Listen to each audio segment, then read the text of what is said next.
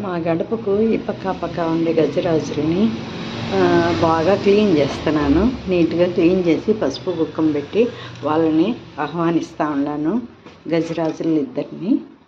మళ్ళా విఘ్నేశ్వర స్వామిని, మనసు పూర్తిగా విఘ్నేశ్వర స్వామిని, సుబ్రహ్మణ్య స్వామిని, ఇద్దరు అన్నదమ్ముల్ని రేపు రమ్మని ఆహ్వానిస్తూ ఉన్నాను. నాకు వినాయకుడి పండుగ అంటే చాలా ఇష్టం అండి. నాకు చేసుకోవాలంటే చాలా ఇష్టము.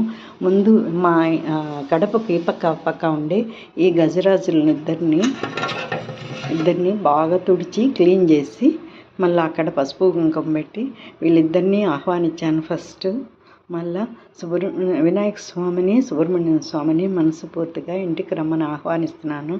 అలాగే మా ఫ్యామిలీ మెంబర్స్ని బాగా కాపాడమని ఆ వినాయకుడికి రిక్వెస్ట్ చేసుకుంటున్నాను. వినాయకుడిని మమ్మల్ని కూడా, ఎందుకంటే మనల్ని కాపాడేది వాళ్ళే కదండి. విఘ్నేశ్వర స్వామి మొదట ఆయన్ని ప్రార్థిస్తేనే ఏ విఘ్నాలు లేకుండా మనకు అన్నీ మంచి జరుగుతుంది కదండి. అందుకని ముందు ఈ గజరాజులిద్దరిని, మా ఇంటికి ఈ పక్క ఆ పక్క ఉండే గజరాజులిద్దరిని బాగా క్లీన్ చేసి పసుపు కుంకుమ పెట్టి నీట్గా వీళ్ళని ఆహ్వానించిన తర్వాత వినాయక స్వామిని, సుబ్రహ్మణ్య స్వామిని ఆహ్వానిస్తున్నాను.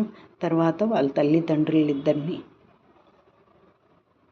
ఏదో అండి మనకు తెలిసినంత ప్రేమతో చేస్తే వాళ్ళు ఖచ్చితంగా మనల్ని ఆశీర్వదిస్తారు కదా.